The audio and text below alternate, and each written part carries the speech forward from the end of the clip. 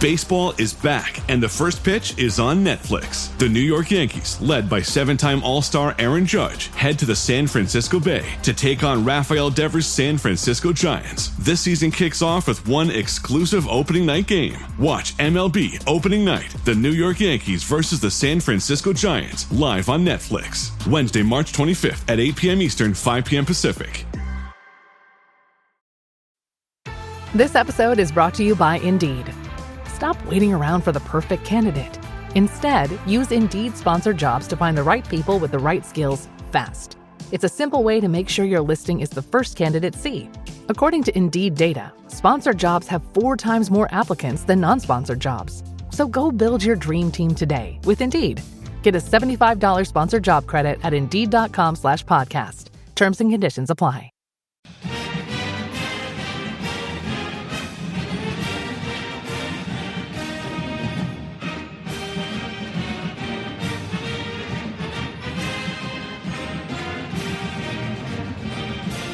Hey there, Duke fans. Welcome to episode number 813 of the Duke Basketball Roundup.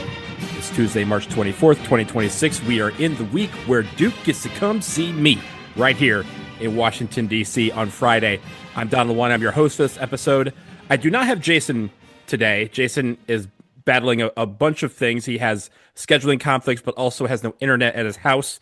So we will have him back on tomorrow when we preview the game against St. John's. And I am not alone. I will be welcoming my guest in just a second. But just a programming note, just off the top, I want to say congratulations to the Duke women's team. They, since we last recorded, have qualified for the Sweet 16 alongside the men. They will be going out to Sacramento this weekend. They will be playing on Friday against LSU.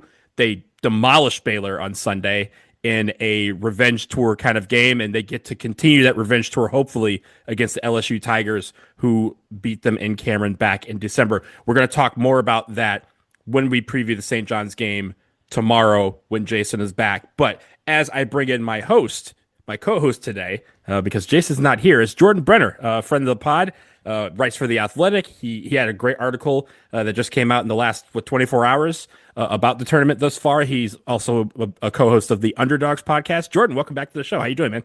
Great. Thank you for inviting me to the roast of Jason Evans. Where do we start? Yeah, wherever you want to. We have all hour. So can I Wally Pip him? Is it possible that I could do a good enough job that Jason never comes back? And it can in the comments, can we lots of people call for that? I mean, look, the DBR podcast at gmail.com is always open for corrections and suggestions about the show. So, but we love having you on, and we love getting your take on not just Duke, but the NCAA tournament as a whole. Let's start on the Duke side, though, because as I'm sure you saw, we had a couple nervy moments this weekend, but we did advance to the Sweet 16, beating Siena and TCU. But just give me your general assessment of what this team has done to this point. You know, I think it's such an interesting dynamic, right? Because you're trying to do two things by winning games. You're trying to advance and stay alive, and you're also trying to give yourself a chance to become even better by getting injured players back into the fold, right? So you saw how impactful Patrick Ngongba was, even in a limited role against TCU. And while I think John Shire said on John Rothstein's podcast that Ngongba isn't going to be 100%. Whatever percent he is still a very effective percent.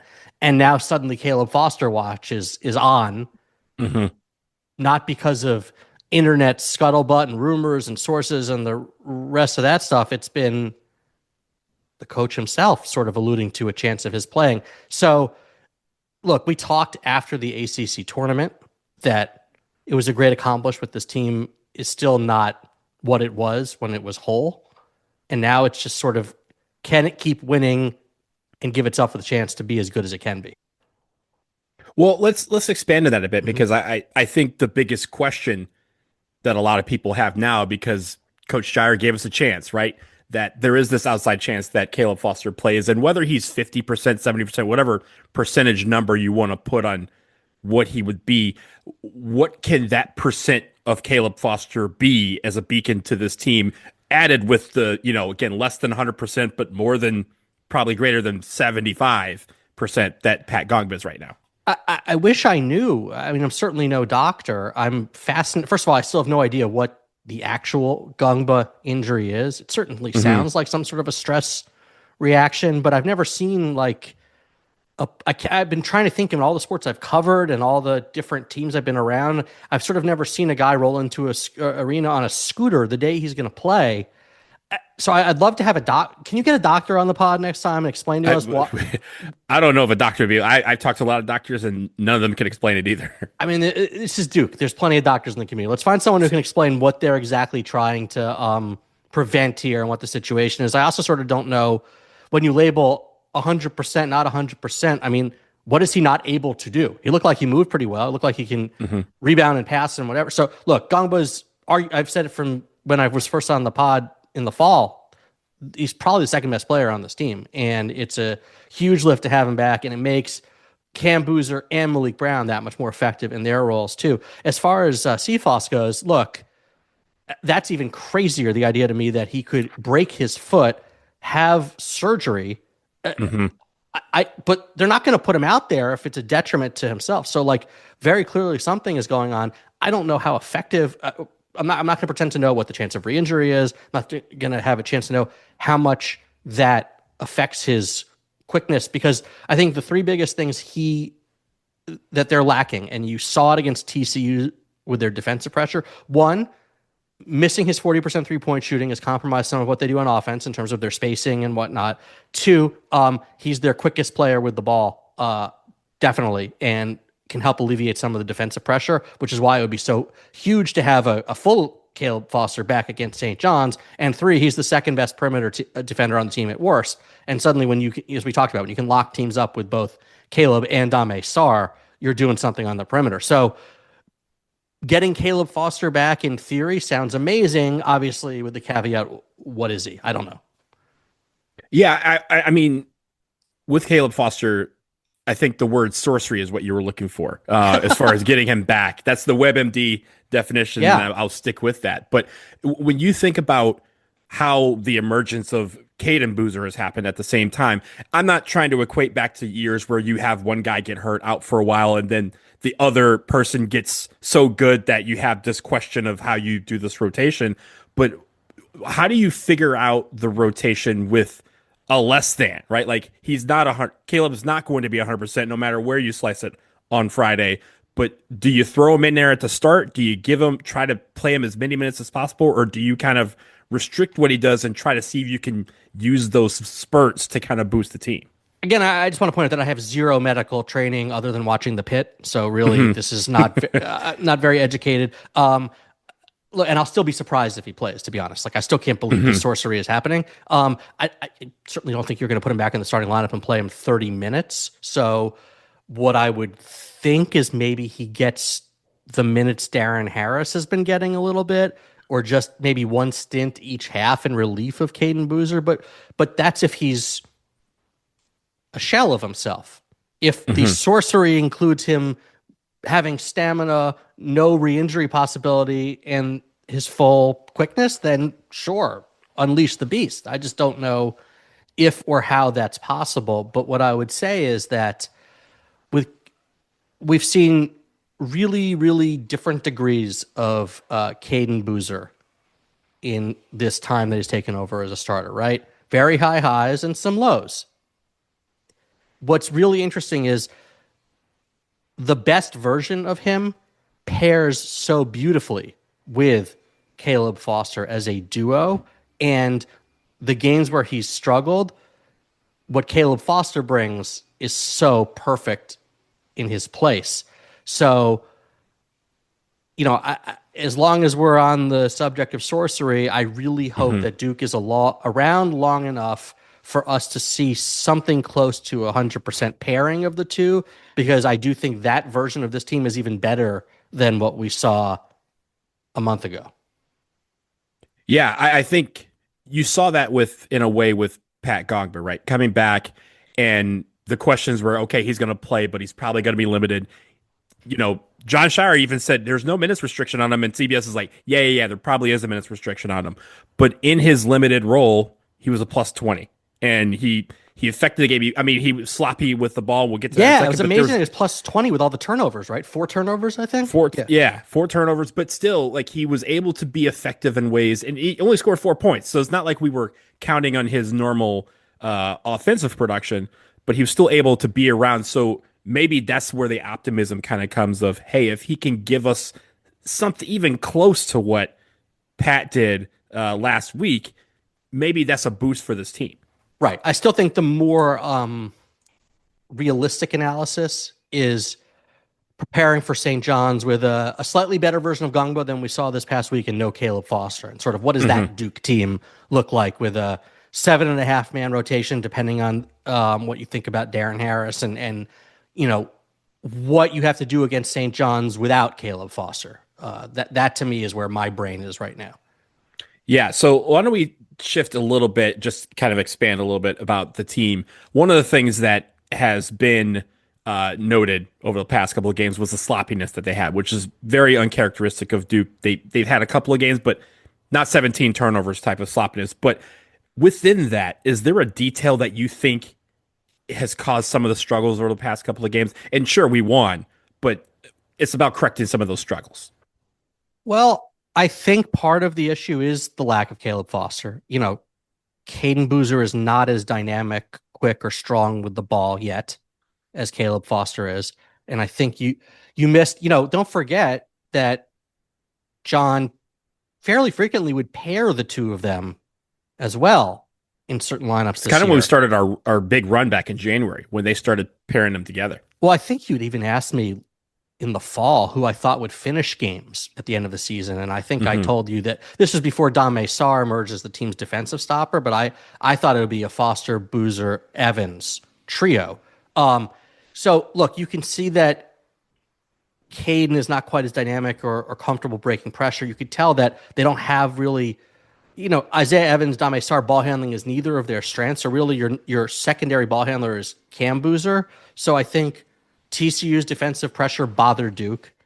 And I think St. John's defensive pressure far and away is the biggest concern coming into the game. Now, how can you offset that other than just dribble better and try to beat your guy? I think it comes down to hard cuts, hard screens, playing off your 5-man on the high post. So, they play through Ngongba and Malik up top a lot, but I think they're just going to have to be stronger off the ball, play through contact off the ball, hard cuts. They love back cuts. That lifting all 5 guys does open up the baseline. So I think that's going to be really, really key. This team was built without a traditional point guard in some ways, the way they play their 5-out offense. But it comes down to constant, efficient, strong movement off the ball. And I again, I'm not in practice, but I would have to guess they're working on that very, very intensely this week. So obviously they're working because they still have basketball yet to be played, and St. John's is the opponent on Friday, who I think we're ball knowers, so it's not a surprise to us, but a lot of people were surprised to know that St. John's has won 21 of their last 22 games. They are one of the hottest teams in the country. And when you think about what they bring to the table, usually traditionally a lot of physicality. Obviously, Rick Pitino is a legendary coach. What do you think is key for Duke in that particular matchup?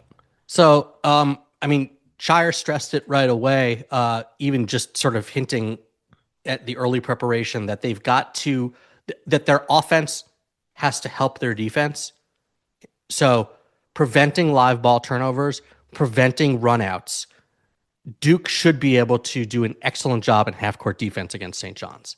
This is not a good shooting St. John's team, and we know this is a Duke team that ranks number 1 in defensive efficiency and just got back the key linchpin in the interior that sort of led to a lot of that success in Pat Ngongba. So, again, it all starts with take care of the ball. I'd rather see a contested jumper at the end of the shot clock with 2 guys back ready to prevent fast breaks than an early clock attempt at a home run pass that leads to a run out. You saw St. John's against Kansas. Their most effective offense is when they can get out and run. Otherwise, look, you're going to throw bodies at Zuby Ejiofor, and you really, really hope possessions end with contested threes for St. John's. They don't shoot the three particularly well. Obviously, they have some guys who hit it better than others, but what Duke does, Duke doesn't, it's not like some Coach K teams that completely denied you anything at the arc. Duke gives up a fair number of threes, but they're contested late clock threes, which are not the same percentage as what teams are trying to generate early in their offense. So it's really about filtering the ball to non-shooters late in the shot clock and then keeping St. John's off the offensive glass. The last thing I have on the Duke side of things before we take a break is the region is full of top coaches, right? You have Shire, you have Pitino, you have Izzo, you have Hurley.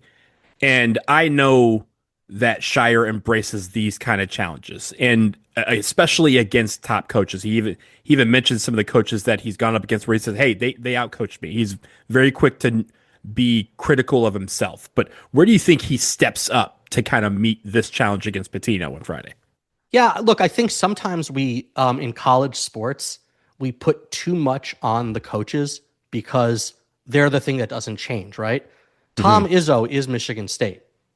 Rick Pitino now is St. John's, especially now in the transfer portal era. There's a new team every year, right? So it's hard to say, well, it's not like rolling in with you're facing the Oklahoma City Thunder and Shai Gilgeous-Alexander and Jalen Williams and Chet Holmgren, and that's a core for a while.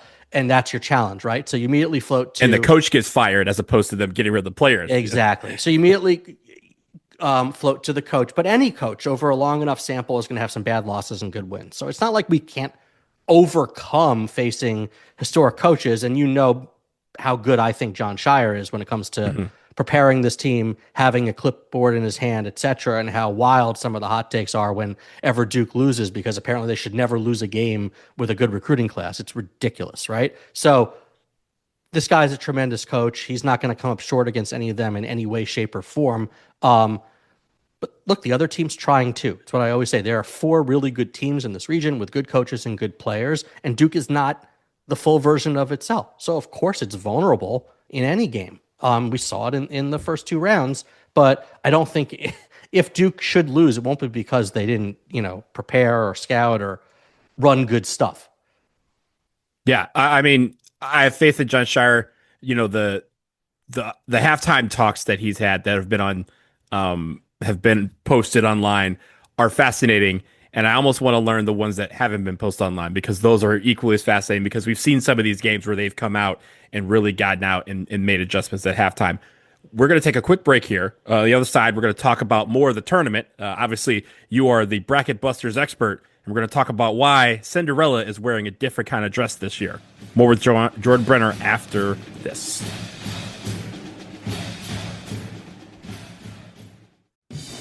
Duke fans, DraftKings Sportsbook, the #1 sportsbook for live betting, is built for March.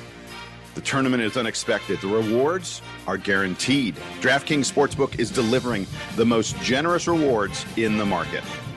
That's right, Jason. With DraftKings, the #1 sportsbook for live betting, you're not just betting what might happen, you're betting what's happening.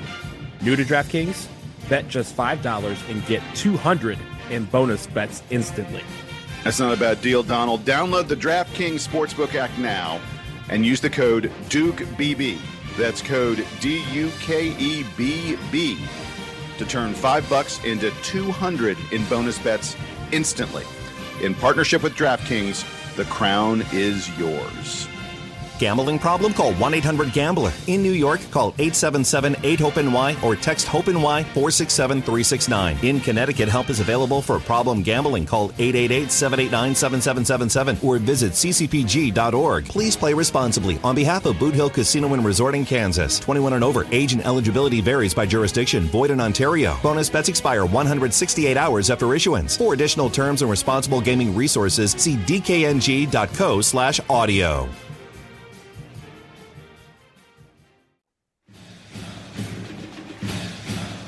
All right, we are back. We're here with Jordan Brenner, down the line here. Jason is off this evening. And Jordan, I want to shift from Duke just to the rest of the tournament, because it's obviously, this is the best time of the year. It's been a lot of great games, a lot of close wins for some teams. But one thing that's kind of been missing is the Cinderella, the traditional Cinderella. It's not the mid-major teams, all Power 5 conference teams in the Sweet 16, only one double-digit seed in Texas, and then you have one number one seed gone in Florida at the hands of Iowa.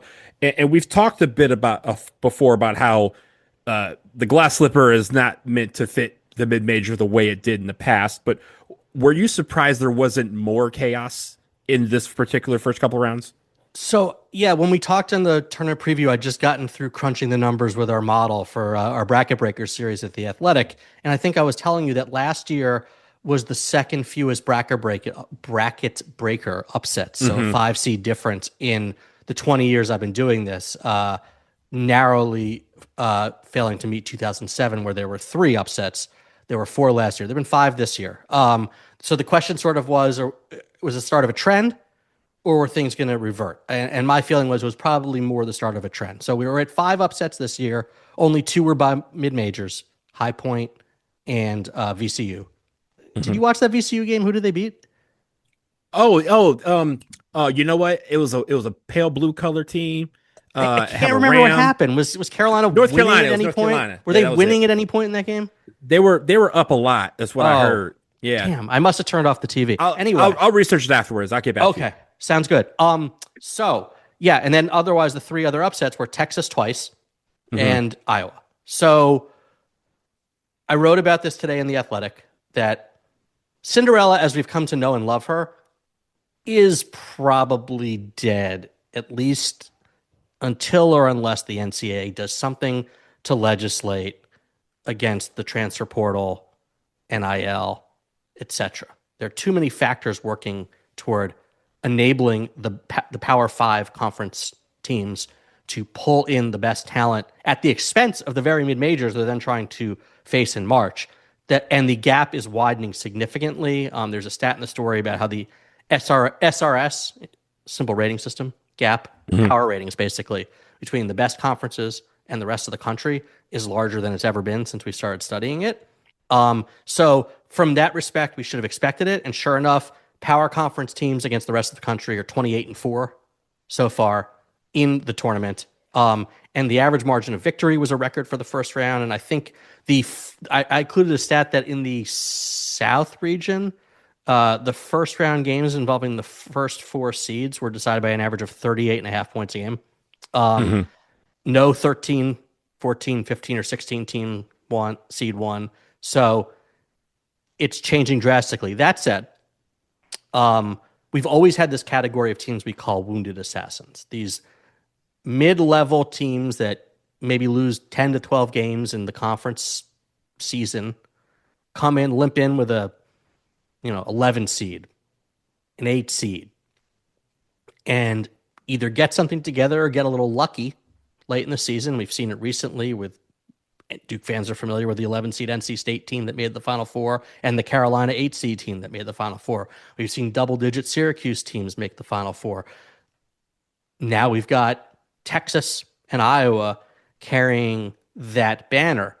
But sort of the point I tried to make in my story today is, yes, even though the version of Cinderella that we love is gone, there are still unexpected results, and there are still unusual stories. They just look a lot different than they have in the past.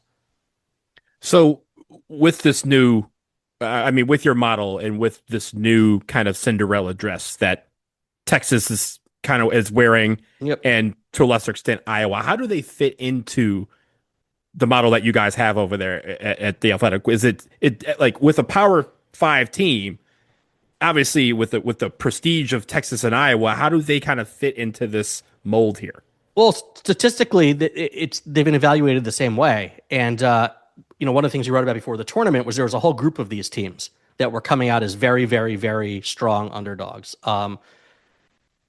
It happened to be that Texas and Iowa were the ones that emerged with certain matchups, but there are a bunch of teams of that ilk that could have done some damage and almost did do some damage. Look, the interesting thing, Iowa is such a fascinating example, right? Because on the one hand, it says Iowa on their jersey and they're from the Big Ten. On the other hand, look, 4 of their 5 starters are from Drake last year. So if we literally just slapped the name Drake on the front of their jersey, what else would be different? There are other, and the guy who hit the game-winning shot against Florida transferred after 2 years at Robert Morris. So it's still very much an underdog-y story when you think about how these guys got there and what they were thought of coming out of high school. In fact, Bennett Sturts and Coach McCollum, this is their third stop after starting in Division II, Northwest Missouri State. So it is an underdoggy story. People in the comments were battling me on this on the story today, but well, how can Iowa be an underdog? Well, it's they were favored. Florida was favored by 10.5 points. That wasn't an expected result. It's just a different kind of underdog. And do I want us to get back to a system where it's much more possible for a VCU to make a Final Four run, a George Mason to make a Final Four run, St. Peter's to win a game, Fairleigh Dickinson, et cetera, the games we know and love and that are, yeah, of course. To me, that's the better version of March. But it's still not like we've got the top 16, that it's 1 through 4 in every region. And I take your point about the like where these guys started college, where they came from to be on in Iowa, right? We look at the, they always release every year the starters and where they started their school, and you kind of try to guess where those schools are, and some of them are just a smorgasbord of other schools. Sure. And you go, I don't know what team that is, and then there's like Duke, where sure, other than Malik Brown, everyone started at Duke. So you have those different things. It's interesting, and it also shows you how inexact a science recruiting can be. And obviously it's such a huge advantage now when you have the ability with essentially annual free agency, and that transfers no longer have to sit out a year.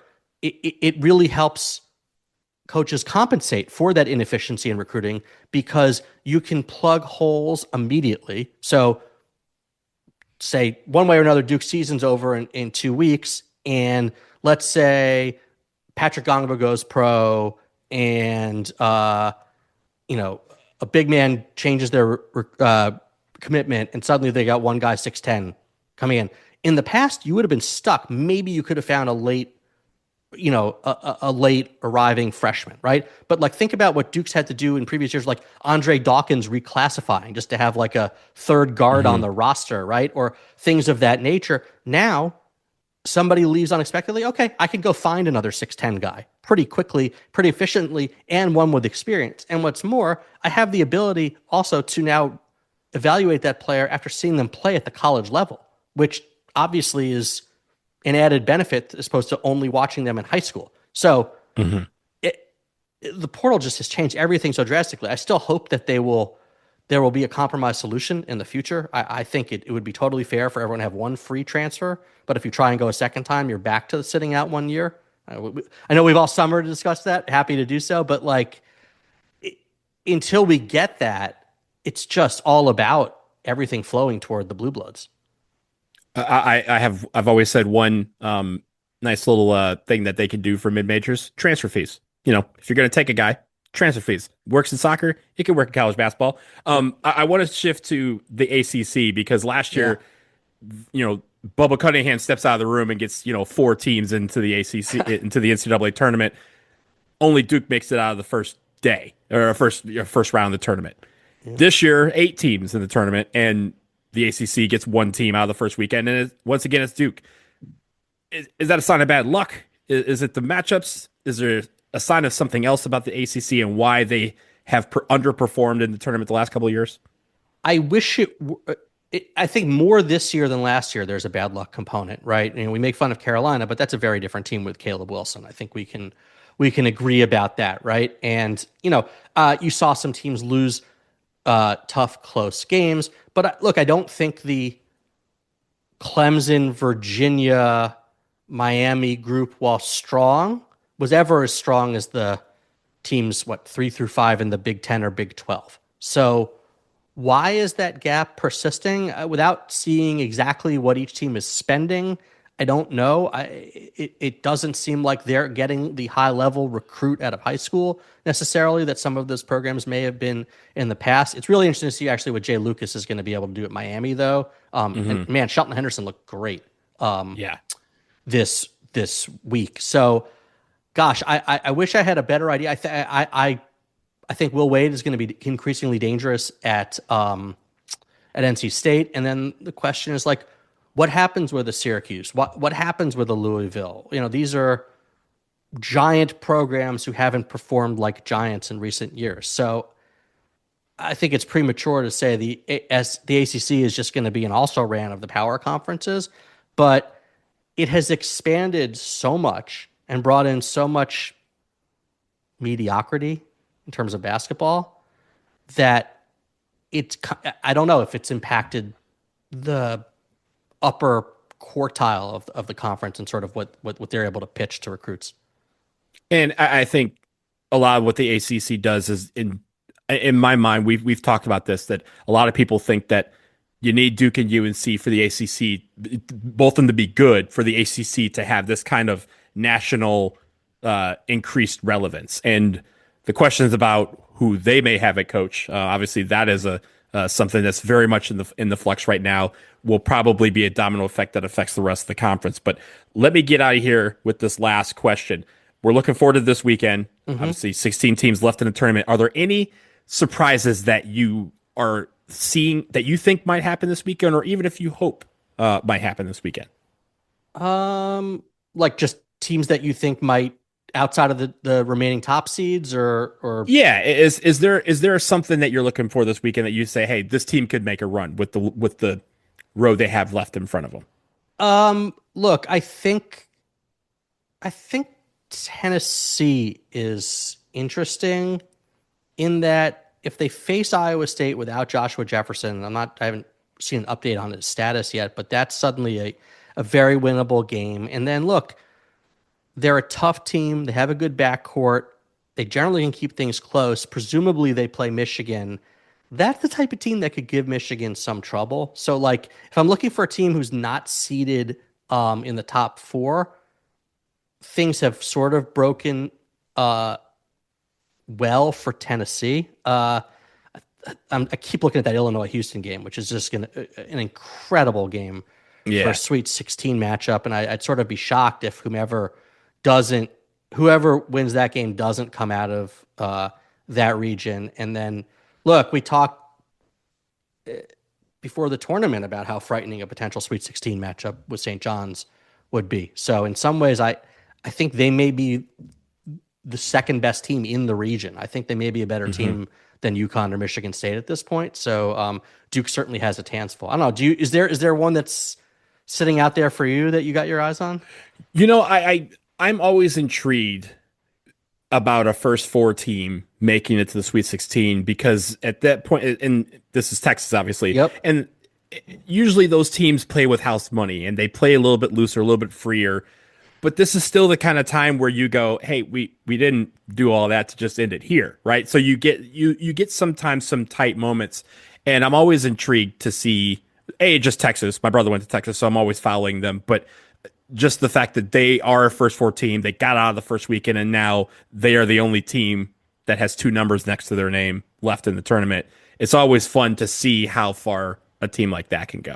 It's funny, you think of all these big games Duke played during the regular season, and some of these teams they either beat Florida or even lost to Texas Tech. And the one team we sort of never talked about was the opener against Texas. The very first game of the year. Right? Yeah. As sort of like one of the defining games, but hey, there they are. And that's why you play the schedule that John Shire loaded up. Jordan Brenner, thank you so much again for being on here. It's great to have you back, and hopefully we'll have you to debrief next week. Hopefully we have some basketball left to be played. I hope so, and may Jason Evans regain his internet and rejoin us for what is hopefully another week of this. We will be back soon. We will have the St. John's game, obviously, to preview tomorrow, provided Jason gets his internet back. But until then, he's a friend of the pod. He's Jordan Brenner. I'm Donald Wine for Jason Evans. Time to let the Duke Band play us out and take us home right here to DC.